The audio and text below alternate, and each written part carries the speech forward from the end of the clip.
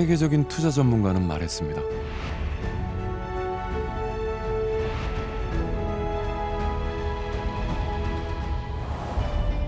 마침내 열린 농업의 새 시대, 그 생생한 진화의 현장을 담았습니다. 꿈꾸기만 했던 미래가 현실이 되는 순간, 夢のある米作り、農業、若者が楽しくやれる、そういう農業を目指しております。 일찍이 농업의 가능성에 투자한 나라들은 눈부신 성과로 보상받고 있습니다. 농업 혁명의 시대, 우린 어떻게 대처해야 할까요? 처음에는 어렵게 느껴지지만 나한테 필요한 것만이라도 습득을 해서 쓰시면 삶의 질이 달라지지 않을까. 과거의 넉마를 벗고 미래 산업으로 거듭난 농업, 그 배경에 더 똑똑해진 이 녀석이 있습니다. 농업의 패러다임을 바꿀 열쇠, 세계는 지금 스마트팜 시대입니다.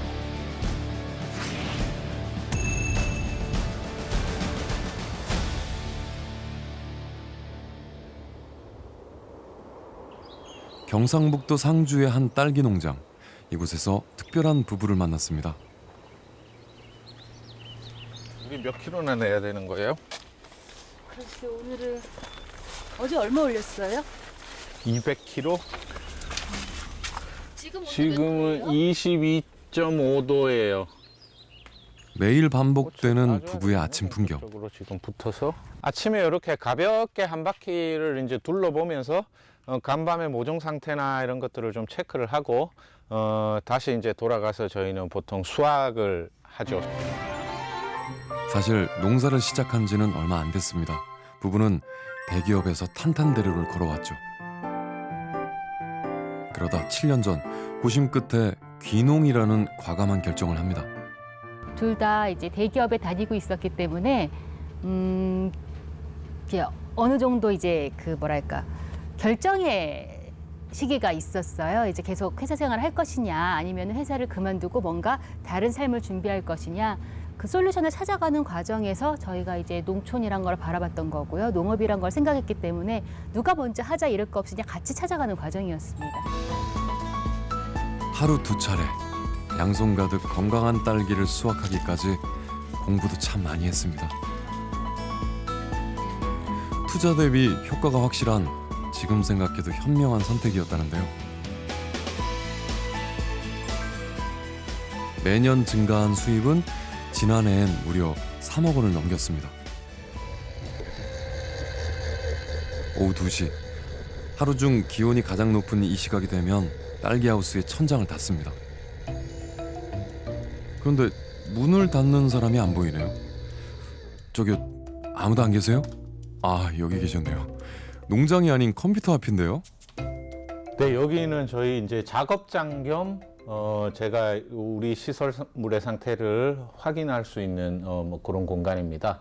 현재 온도, 일사량, 습도, 그다음에 비가 오는지 안 오는지, 풍향, 풍속이 어떻게 되는지 이런 기본적인 환경 조건의 데이터가 있고요.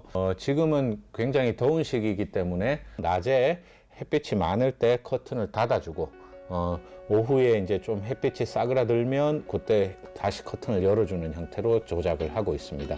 여기에 있는 재배 하우스는 모든 게 다 연동이 되어 있는 전자동 시스템입니다.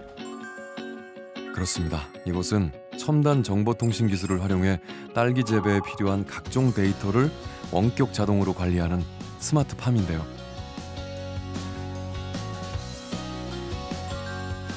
(5,000제곱미터가) 넘는 농장 곳곳에는 각종 스마트팜 장치가 설치돼 있죠. 천장에 매달린 이 원통은 실내 대기 상태를 측정하는 센서고요. 공기의 원활한 순환을 돕는 유동 팬도 보입니다. 온도에 따라 단계별로 조절되는 3중 자동 개폐 시스템도 갖췄죠. 그리고 여기에 또 하나, 딸기가 좋아하는 CO2 농도도 자동 조절되는데요. 요 밑에 보시면 CO2가 들어가는 요 라인이 이렇게 별도로 준비되어 있습니다. 이게 이제 센서 값을 읽어서 제가 세팅해 놓은 기준치 밑으로 수치가 떨어지면 자동으로 CO2를 공급을 해주게 되어 있습니다. 배양액 또한 자동 제어 시스템으로 항상 적정 농도를 유지합니다. 시간마다 알맞은 농도와 양이 자동으로 공급되니 그야말로 딸기 맞춤 농장이네요. 2년간의 공부 끝에 지난해 딸기 수출 전문 스마트팜으로 선정되기까지 그동안 주변의 우려와 만류도 참 많았습니다. 제가 농장을 처음 지을 때 뭐 예를 들면 공기를 순환시킬 수 있는 팬을 설치를 하는 게 일반적이지는 않았습니다. 그때는. 그런데 그런 것들도 제가 설치를 해서 농사를 짓고 하다 보니까 주변에 계신 농가들에 와서 아 이게 괜찮더냐라고 이렇게 의견을 구하시고 지금은 딸기 농사 짓는 분들이 그거 없이는 농사 안 되는 줄 알아요. 제가 농사를 처음 시작할 때는 저한테 농사를 이렇게 해라 저렇게 해라 이제 가이드를 해주시던 분들이 한 2, 3년 뒤부터는 저희 농장에 와서 농사를 배워서 갑니다.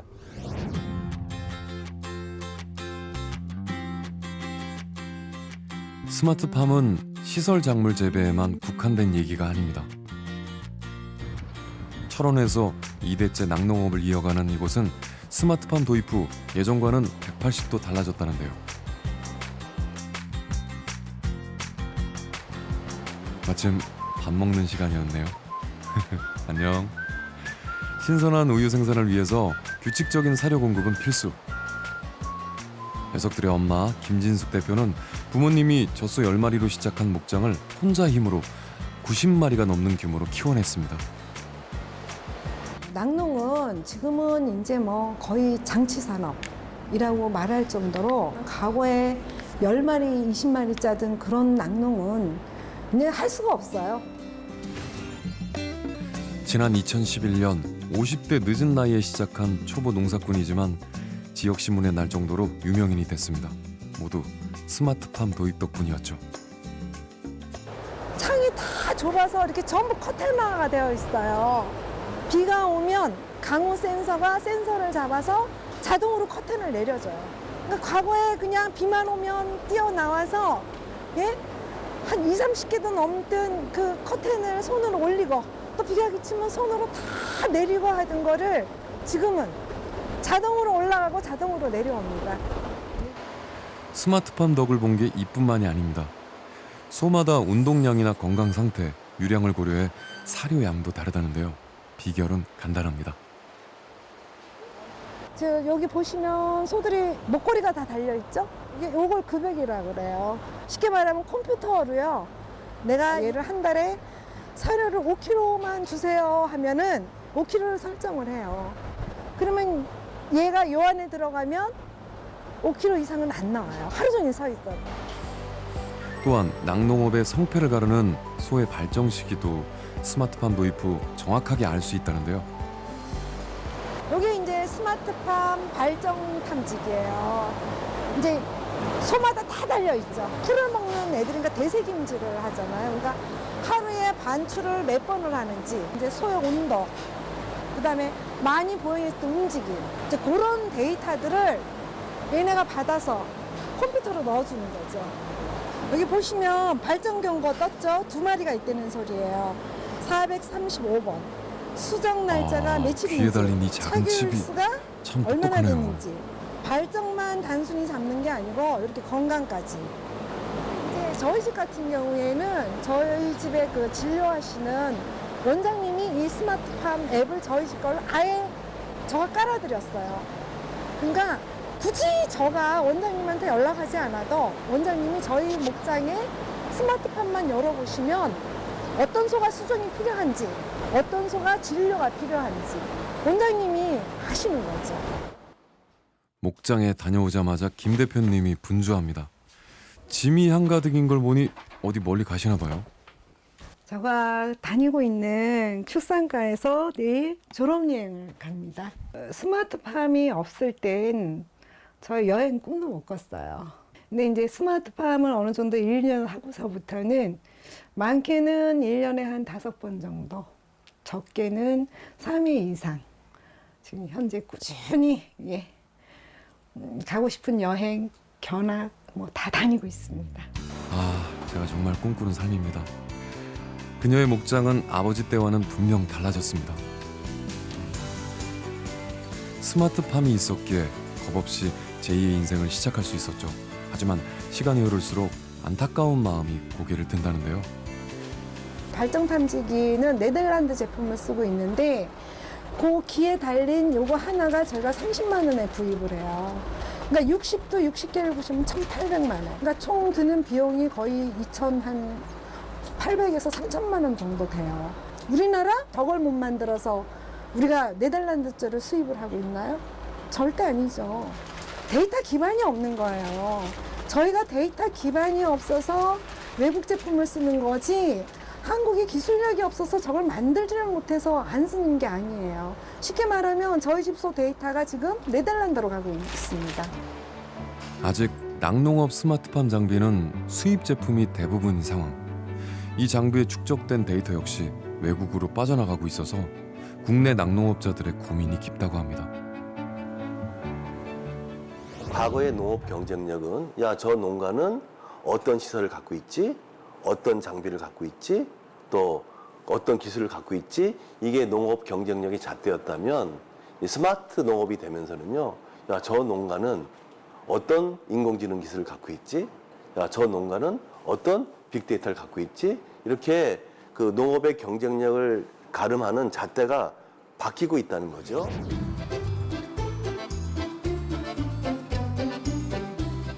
서유럽의 작은 나라 네덜란드는 면적과 일조량 모두 우리나라의 절반 수준입니다. 지리적, 환경적으로 열악한 조건을 극복하고자 지난 60년간 정부는 꾸준히 스마트팜에 투자해 왔는데요. 그 결과 전 세계 농식품 수출액이 미국 다음으로 높은 세계 2위의 농업 강국이 됐죠.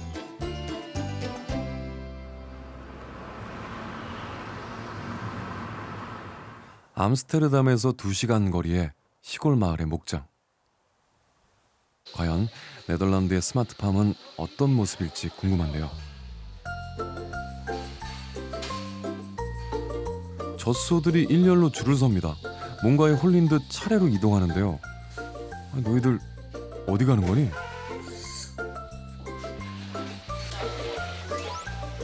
알고 보니 사료로 유혹해 착유를 시작한 건데요.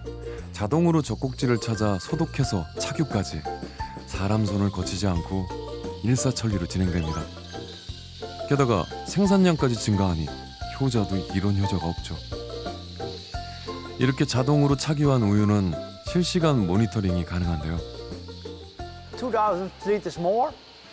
We have now 10,500 liters milk per cow.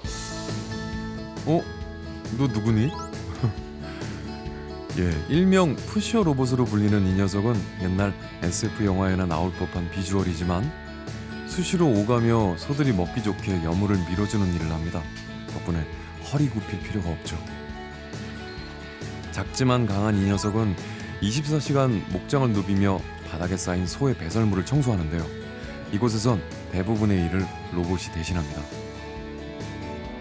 단순 노동의 해방과 함께 데이터에 의한 체계적인 목장 운영도 가능해졌죠. Het gaat de hele dag door. Ze worden 3 keer gemolken. Voor je lichaam is het beter, je gestel. En de koeien varen er wel bij.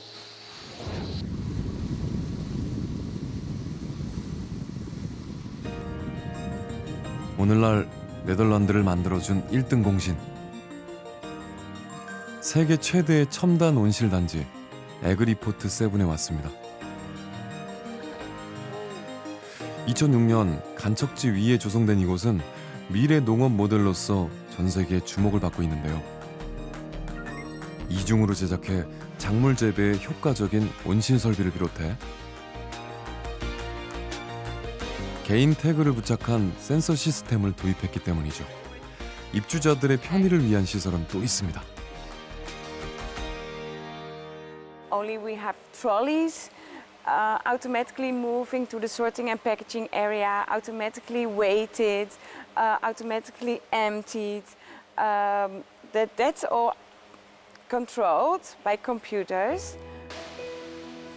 한마디로 4차 산업 기술의 집약체라고 할 수 있겠네요.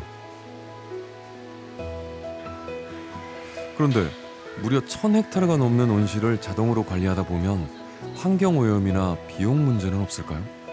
생각보다 만만치 않을 것 같은데. 해결책은 가까운 데 있었습니다. 지열을 활용한 친환경 난방 시스템 덕분에 많은 기회비용을 잠재울 수 있었죠. 또한 저수조에 담은 빗물에 배양액을 섞어 자동 공급 중인데요. 이렇게 친환경 재배와 자원 순환에 투자하는 이유는 뭘까요?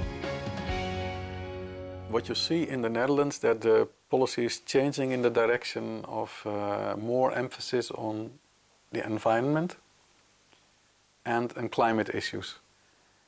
Our minister has launched a vision which he calls a circular economy for agriculture. So, and this gives the Dutch policy a specific focus in the future, I think, on the environmental and the preservation of resources side. Yeah. 네덜란드는 환경을 지키면서도 농업 생산량은 압도적으로 높습니다. 토마토의 경우 우리의 10배 이상이죠. 스마트팜 기술 덕분에 농장의 규모가 커졌기 때문인데요. 우리보다 농가 수는 월등히 적지만 총 생산량은 2배나 높습니다. 열악한 자연환경을 스마트팜으로 극복한 거죠. 스마트팜의 가능성을 알아본 또 다른 나라. 일본은 대표적인 고령화 국가죠. 해마다 농촌 고령화로 몸살을 앓는 우리와 매우 닮아 있습니다.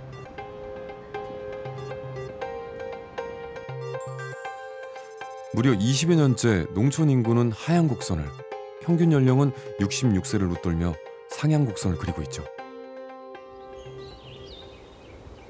농사 지을 땅은 많은데 일할 사람이 없습니다. 이 고질적인 일손 부족 문제에 대안은 없는 걸까요?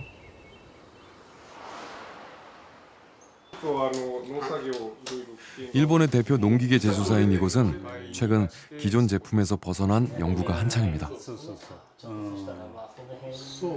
今現在ワタラスがついてる補助は、ここら辺についてますんで、今現在の水位が 4.5 センチの水がありますよと。で水温的には今現在 25.5 度、水が取り込むとこのシャッターは閉まってますというデータです。この田んぼは乾いてるとか水が溢れてるとかそういう心配をしなくても、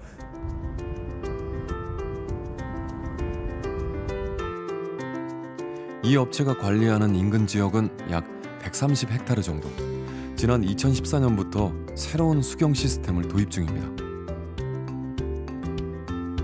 농사 짓는 모습도 예전과는 많이 달라졌다는데요. 今までは補助を確認しながら、水を入れるということになると、こうやって開けて、水を入れると。1分1時間とかだいたい水量が来た思ったらもう一度来て、閉めてやると。 이제 더 이상 날씨에 따라 논을 살필 필요가 없어졌습니다. 몸은 물론 심리적으로 훨씬 편해졌죠. ワタラスっていう装置なんです。ここでソーラーでバッテリーをしっかり充電しながら、ここの赤いキャップのところに水温、水位、そういう気温とかそういうデータをしっかりと把握して 벼가 잘 자랄 수 있는 최상의 조건을 자동으로 파악하고 실행해 줍니다. 今これでシャッターが開いてる状態、ゆっくりとゆっくりと上がっていく状態。 자동 수문 장치를 통해 수집한 각종 데이터 덕분에 농업의 진입 장벽 또한 상당히 낮아졌다는데요. ただ昔の農業っていうのは先代のじいちゃんばあちゃんのその経験値なりそういうものを聞きながら現場で仕事をしてるっていうことによってそれを順番に警察なりそういうものに蓄積することによってデータ取りをしながらやってるような状況です。誰もがすぐ農業できますんで。 수시로 논을 오가는 수고는 덜었지만 경작은 피할 수 없는 일. 연로한 어르신들에겐 벅찰 수 있죠. 하지만 버튼 하나로 농사를 짓는다면 불가능할 것 같은 미래가 현실이 됐습니다. 이 자율주행 무인 트랙터 덕분이죠. 현대 농업에서 트랙터의 위상은 과거 소보다 더 높을 텐데요. 이 무인 트랙터는 드넓은 논을 자로 잰 듯 오차 없이 경작합니다. こちらのトラクターは GPS、人工衛星からの位置情報を取得するシステムを活用することでトラクターが田んぼの中どの位置にいるのかというのを常に正確に把握することによって人がいなくても自動で作業することができるようになっています。 자율주행 속도도 빠릅니다. 30분 만에 3,000제곱미터를, 하루에 4만 제곱미터 이상도 가능하죠. 앞으로는 사람이 힘들게 김 매는 풍경을 볼 수 없을지도 모릅니다. 逆に個人の農家さんも私のところへ来て言うのが、やっぱり個人的にはなかなかこういう近代的なものについていけないと、やっぱりあなたたちが残っていくのかなっていう話は出てきます。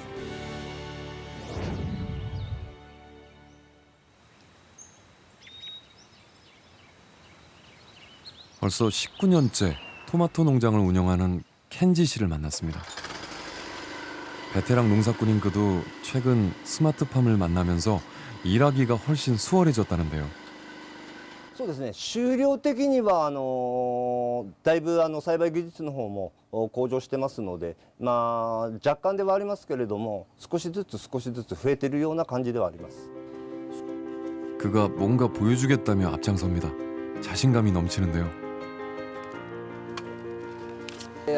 各種センサーですね、温湿度、光線量、CO2 濃度、放射、あと結露ですか、そういった情報です。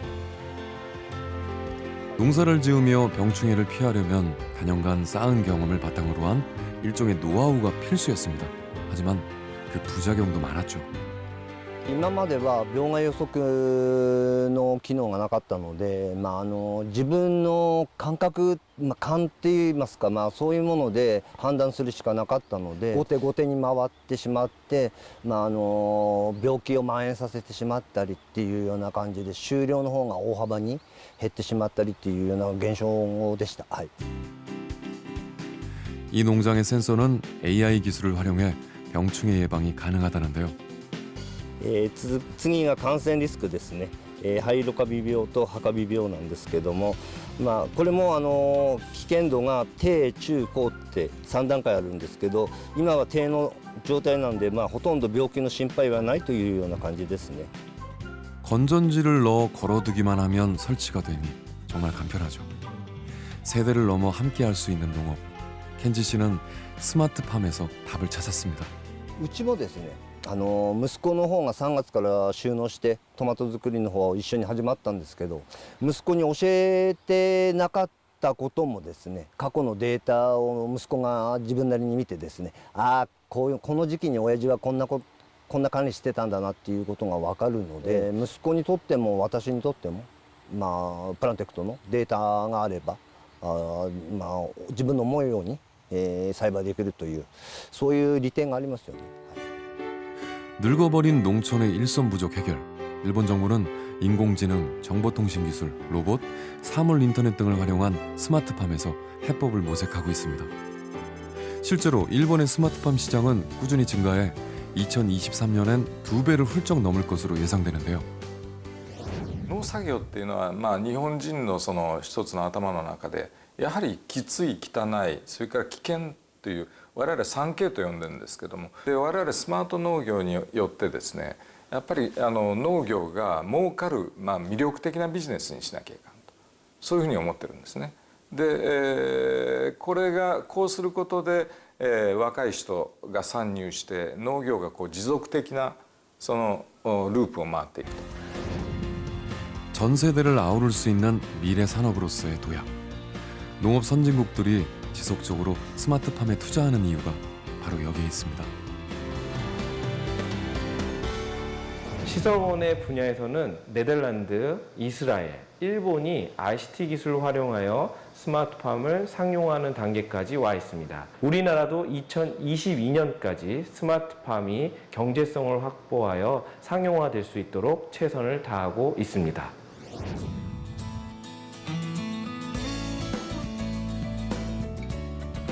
그렇다면 우리나라의 스마트팜 교육은 어느 단계에 와 있을까요? 전국 지자체 최초로 스마트팜 교육을 시작한 곳. 돈이 없으면 뭐가 있어야 되죠? 벌써 일주일째 고등학생들이 스마트팜 이론 강의를 듣고 있습니다. 눈빛이 꽤 초롱초롱하죠? 열정적인 수업 후엔 실습이 이어집니다. 2011년에 완공된 이곳은 8개의 유리 온실과 지열 시스템까지 갖춘 스마트팜 종합교육장인데요. ICT 기술을 접목한 각종 센서를 활용해 농작물이 잘 자랄 수 있는 환경 설정에 주목하고 있습니다. 네, 여기 보시는 이 메저링 박스라는 것이 가장 온실의 기본적인 정보를 수집하는 메저링 박스인데, 유리 온실 지붕 밑에 또 다른 온도계가 설치되어 있는데, 저 온도는 겨울철에 이 온실 전체가 균일한 온도로 유지하기 위해서 저 유동편을 사용하는 것입니다. 지금 보시는 이 센서는 무선 와이파이 기능을 내장하고 있는 센서인데 3가지 정보가 나오는 거죠. 함수율, 배지의 온도, 배지 내 EC 농도가 여기서 출력이 되겠습니다. 이곳에 설치한 센서만 5개 이상이라는데요. 요 부분을, 이게 이제 하나의 센서거든요, 이게. 이 작물의 모든 무게를 저울 위에 올려놓고 모종 단계에서부터 이제 이 저울 위에서 이제 크는 거죠. 그 무게의 변화 폭을 가지고 식물이 물을 먹는지, 아니면 얼마나 물을 많이 먹는지, 물 주는 시기를 결정할 수 있고 물을 끊는 시기를 결정할 수 있는 그런 정보를 여기서부터 얻을 수 있습니다. 식물 생장에 필요한 모든 정보를 데이터화해서 지역 농민이나 학생들에게 교육 중입니다.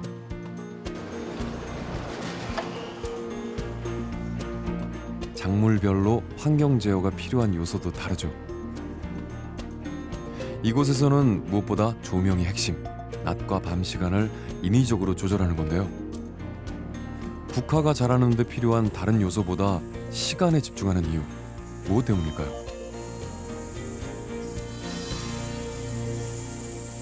개화 시기를 조절하기 위해서 이런 장비가 이제 필요한 거죠, 이제. 그래서 이제 국화가 원래는 1년에 자연 상태에서 1년에 한 번밖에 개화가 안 되지만, 이렇게 낮과 밤의 길이를 조절할 수 있는 시스템에서는 1년에 약 4번 이상의 꽃을 피울 수 있는 조건을 만들어 줄 수 있는 거죠, 이게. 이곳의 교육 포인트도 소득 증대로 이어지는 비결에 맞춥니다. 교육생들은 스마트팜을 활용해 보다 많은 수익을 낼 수 있는 다양한 방법들을 배우죠.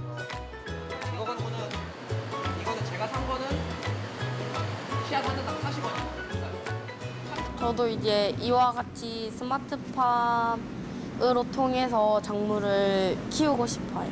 적은 면적 단위에서 최대한의 농산물을 수확할 수 있는 것 같고요. 스마트팜 이용해서 인력도 조금 들고 그만큼 농산물을 뿌듯하게 수확을 하면은 그만큼 값어치를 받기 때문에 충분히 할 만한 것 같습니다. 파종과 재배를 거쳐 수확 후 가공 단계에 이르기까지 모든 교육의 궁극적인 목적은 하나입니다. 이것들이 성공을 하려면 결국은 교육을 통해서 이 스마트팜을 왜 해야 되는지를 더 적극적으로 교육과 홍보를 해야 되고, 결국은 농가의 소득과 연결되는 교육 시스템을 갖춰가는 것이 가장 큰 앞으로의 그 핵심 과제라고 생각됩니다.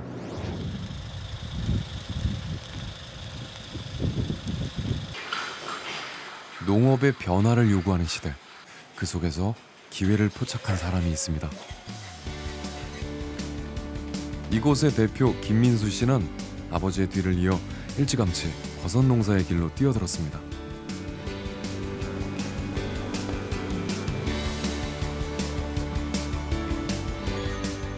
3년 전 스마트팜을 만나고 그의 농업 인생이 한 번 더 도약합니다.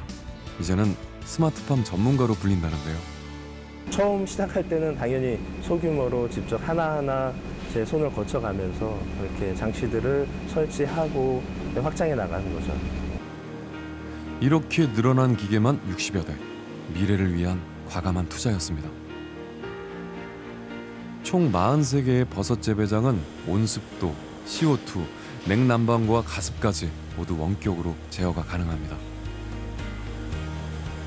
네, 기존에는 현장에서 이렇게 스위치를 돌려서 켜주고 꺼주고 다이얼을 돌려서 현장에서 세팅을 해야 됐었는데, 지금은 이제 이런 스마트팜 장비를 활용해서 어디에 있든지 원격으로 다 가능합니다. 이거는 이제 LED 라이트라고 해서 파란색이 이렇게 섞여 있습니다.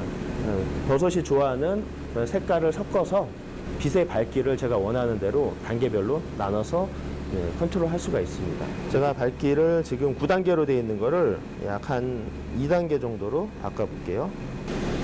버섯의 생장 속도에 따라 빛의 밝기도 달라집니다.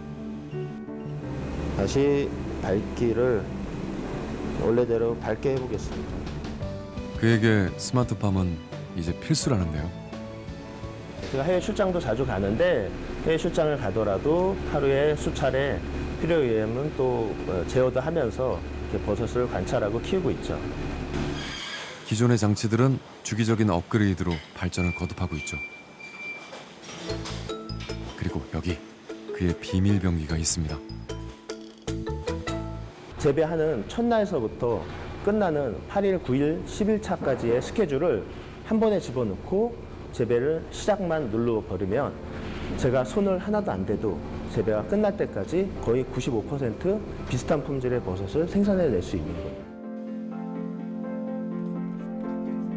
농장에 설치된 80여 대의 CCTV를 통해 버섯의 상태를 확인하고 수시로 필요한 데이터 값을 조정합니다. 크게 달라진 점이라고 얘기하면 너무 편리해졌죠. 두 번째는 이제 재배 실패, 이제 오류에 대한 그런 실패, 그런 것들이 거의 90% 미만 줄어들지 않았나. 그러니까 스마트팜을 도입을 해서 조금 더 체계적이고 과학적인 그러한 농법을 축적을 하고 스스로 연구를 해서 오늘날 이제 제 농장이 이렇게 만들어진 것 같습니다. 현재의 기술력을 갖추기까지 남모를 노력이 필요했습니다. 그 노력은 연매출 33억이라는 큰 숫자로 보상받았죠. 젊은 농업인은 오늘도 스마트팜에서 새로운 내일을 찾고 있습니다.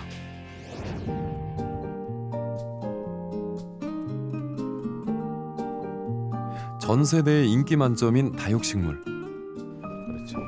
김영기 씨는 부인의 취미 생활을 돕다가 5년 전부터 본격적으로 농장을 운영하고 있습니다. 취미가 직업이 된 셈인데요. 이거 안 뜯으면 여기서 충돌이 생기니까 이렇게 정리를 자주 해줘야 돼요. 다육식물은 다른 재배 작물에 비해 비교적 손이 덜 가는 편이지만 농장 규모가 워낙 크다 보니 신경 쓸 일이 여간 많은 게 아닙니다. 싹이 나기 전까지가 가장 신경 쓰이는 시기라는데요. 발화는 자연 발화 자체가 잘 안 되니까 손으로 다 해야 돼요.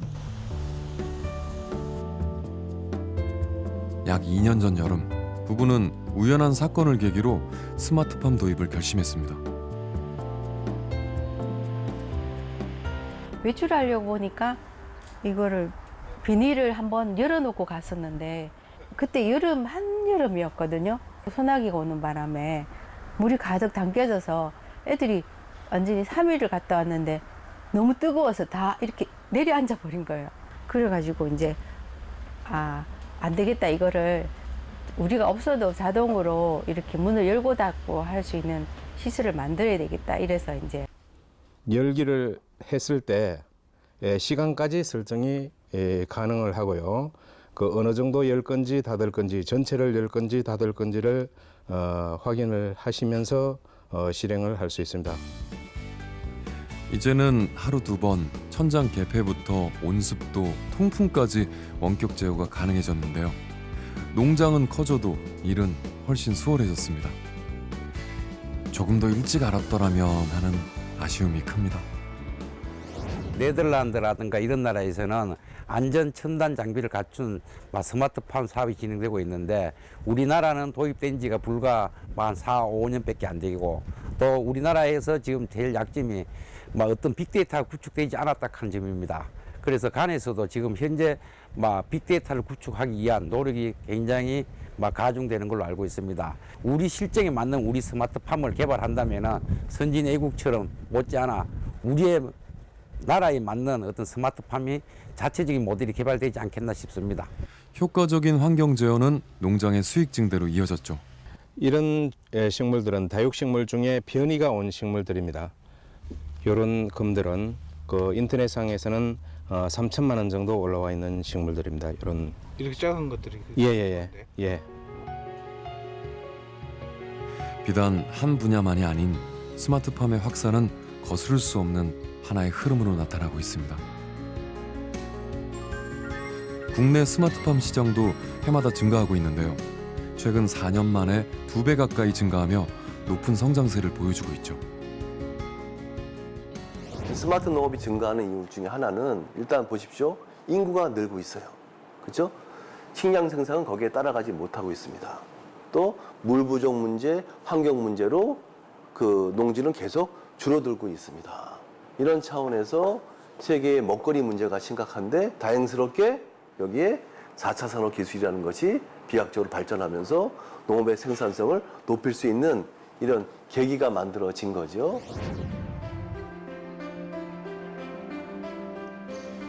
먹거리 부재에 대한 고민은 기후 환경에 영향을 전혀 받지 않는 식물 공장의 발전으로 이어집니다. 외부와 차단된 실내에서 완벽하게 제어하고 관리하죠. 일찌감치 그 경쟁력을 알아채고 연구 개발해온 이곳. 지난 2004년 설립한 우리나라 최초의 식물 공장입니다.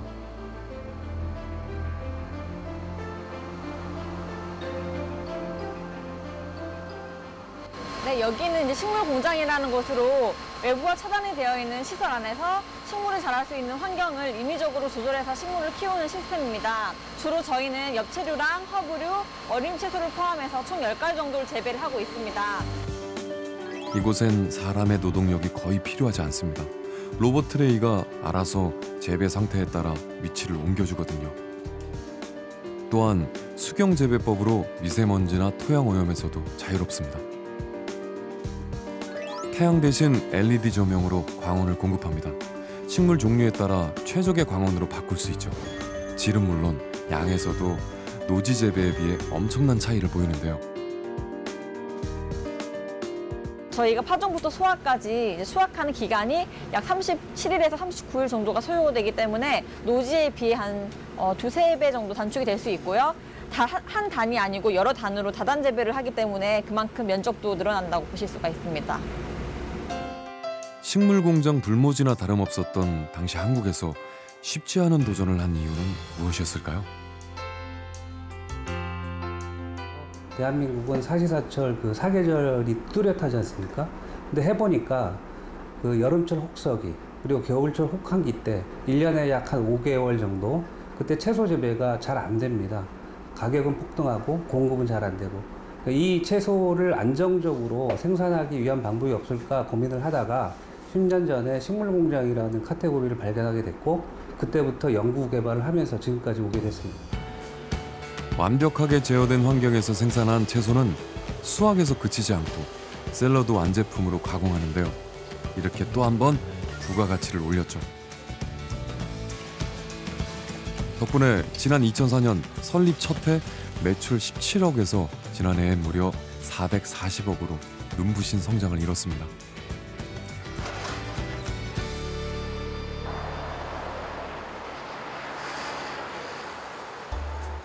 최근 서울의 한 지하철 역사에 시민들의 발길을 붙잡는 곳이 생겼습니다.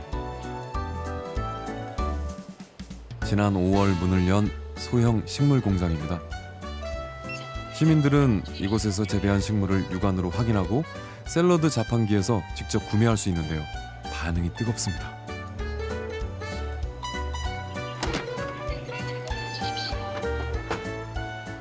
보통 이런 거 사 먹으려면은 빵집이나 이런 카페를 가야만 이게 비싼 돈 주고 좀 사 먹을 수가 있는데 여기서는 이런 자판기로 통해서 좀 싸게 구입하면서도 또 원하는 취향대로 고를 수 있으니까 좀 제 취향에 맞게 평소에 먹고 싶은 거 이렇게 골라서 먹을 수 있는 게 좋은 것 같아요.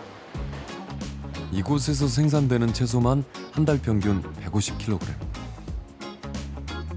스마트팜은 더 이상 먼 미래의 이야기가 아닙니다. 빈상가나 유휴 공간을 활용한 식물 공장은 이미 도심으로 들어오고 있습니다. 그럼 도심의 스마트팜이 건설이 되게 되면 로컬 푸드 개념으로 바로 그 근거리에서 소비가 되기 때문에 유통 공로가 줄어들게 됩니다. 그러면 CO2 발생량도 줄어들고 또 중간에 뭐 마진이라든지 그런 것들이 줄어들기 때문에 소비자들도 더 저렴한 가격으로 그 소비를 할 수 있어서 양쪽이 좋은 방법이라고 생각을 합니다. 네덜란드엔 원예 산업의 실리콘밸리를 꿈꾸는 곳이 있습니다. 농장과 기업, 대학, 그리고 정부의 지원으로 세워진 월드 호티 센터입니다. 100여 개의 원예 관련 기업이 참여한 이곳은 각종 전시와 연구, 교육까지 다양하게 이루어지는데요. 온실 수십 동을 갖춘 리서치 센터는 지역 대학생들과 예비 농업인을 위한 훈련 공간으로 활용되고 있습니다. We combine education, business and research in this facility in order to inspire and innovate the world of horticulture in the world. So we're going to continue to develop the next phases with IoT based on horticulture, biomedics, etc., etc. 이곳에서 익힌 최첨단 스마트팜 기술은 창업이나 새로운 계약을 통해 성과로 바로 이어지죠. 상시 전시 중인 각종 장비와 수집된 데이터는 농가 경영에 큰 도움이 되고 있습니다.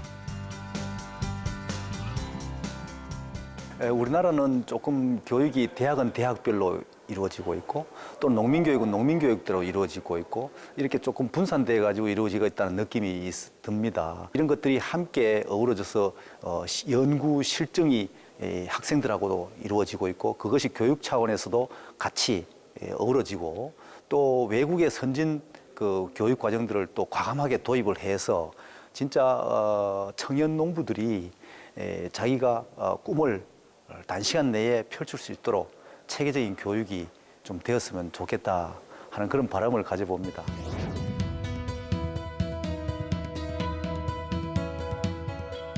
국내에도 민관학 상호 교류회장이 마련 중입니다. 경북 상주시청의 스마트 농업 추진단은 오늘도 분주합니다. 지난해 선정된 스마트팜 혁신밸리 조성사업 때문인데요. 2022년 완공이 목표입니다. 상주시는 2009년도에 65세 농업인 비율이 24%에서 2016년도에는 65세 농업인이 55%가 됩니다. 따라서 초고령화 시대에 농업의 대를 잇는 젊은 농업인이 필요하기 때문에 청년 교육생 52명에 먼저 입주하게 되겠습니다. 우리나라 미래 농업의 거점이 될 스마트팜 혁신밸리 사업은 두 차례에 걸쳐 총 4개 지역이 선정됐는데요. 상주는 청년 농업인의 스마트팜 교육과 실습을 담당할 예정입니다. 정부는 주요 농업 정책 중 하나로 스마트팜 보급 확산을 결정하였습니다.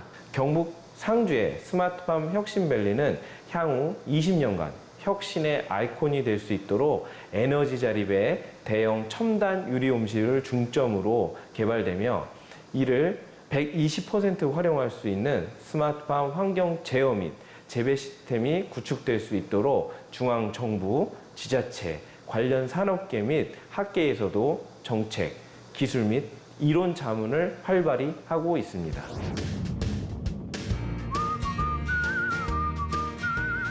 전국 백다다기 오이 시장의 70% 이상을 생산하는 경북 상주. 오이의 고장답게 빛깔부터 영롱한데요. 토마토, 파프리카와 더불어 고소득 작물로 꼽히는 오이. 그만큼 자본 기술의 진입 장벽이 높은 분야로 유명하죠. 청정 유기농 오이의 수확이 한창인 요즘 서정덕 씨의 기분은 금세라도 날아갈 듯합니다. 내가 목표했던 수준의 양이 이제 오이가 나오면 아무래도 기분 좋죠. 돈이잖아요, 이게. 돈 벌면서 헬스클럽 다닌다. 이거죠, 뭐. 오이 농사 10년 차. 한 우물만 파다 보니 변화의 시기가 왔음을 직감했습니다. 그 변화는 기회를 만들어줬죠. 지금 저기 위에 일중 비닐이 개폐가 되고 이제 덥죠. 지금 좀 땀나죠. 지가 알아서 열리잖아요. 28도 이상이 되면 제가 문을 열어요. 단 5초간 열어요. 그래도 28도가 계속 넘어간다. 2분간 유지했는데도 불구하고 또 덥다 그러면 5초간 또 열어요. 그리고 또 2분간 유지해. 대기 시간을 2분을 주는 그런 데이터들이 그냥 막 내가 임의로 하는 게 아니고 누구한테 들어서 한 게 아니고 제가 몇 년간 영농일지나 이런 걸 통해서 지속적으로 관리해서 이 정도 데이터면 환경관리에 적절한 거다라고 설정해 놓은 값이에요. 지난해 4월 정부의 보조 지원을 받아 스마트팜 시설을 도입했습니다. 덕분에 조금 더 쉽게 더욱 건강한 오이를 생산하고 있죠. 저 같은 경우는 이 자동화 시스템 스마트팜 관리를 잘해서 제가 이제 9년째 오이 농사를 하고 있는데 단 한 번도 녹균병은 겪은 적이 없습니다. 그만큼 소득에도 손실이 적다는 얘기죠. 사실 스마트팜 도입 전부터 오이 재배에 필요한 정보는 차곡차곡 기록해 왔습니다. 작업을 하고요. 또 이제 누가 시켜서가 아니라 스스로 필요성을 느껴서 한 일이었습니다. 데이터가 곧 자산인 걸 알았던 거죠. 이게 감각적으로 그 나무를 보고 물을 주는 투입량을 결정하던 게 지금까지의 모습이라면 잘 아시는 분들은 그걸로 해요. 그렇지만은 이런 빅데이터가 쌓여지지 않은 초보 농사꾼이나 기농인들, 경력이 미천한 분들은 기존에 앞선 데이터들이 있으면 일단 크게 시행착오 없이 따라갈 수가 있다는 장점이 있겠죠. 이게 조금 더 쌓여서 경험이 20년, 30년 되신 분들보다도 더 잘 질 수 있는 통계학적 기반을 마련해 준다고 생각합니다. 요즘 농부들은 옛날과 다릅니다. 더 적게 일하지만 더 많이 생산하죠. 농업의 어제와 오늘이 다르듯 농사를 짓는 사람들의 가치관도 변하고 있습니다.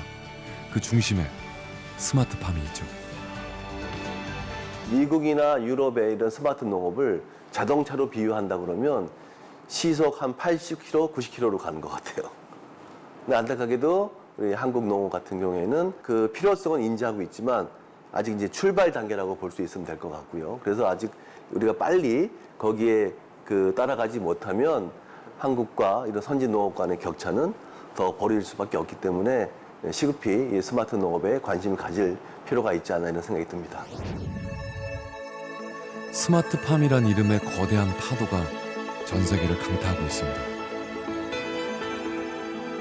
이 흐름에 몸을 맡겨 올라타느냐, 그대로 가라앉느냐는 우리의 선택에 좌우될 겁니다. 고령화와 일손 부족, 일자리 창출까지 이제 미래 농업, 스마트팜에서 그 해답을 찾아야 할 때입니다.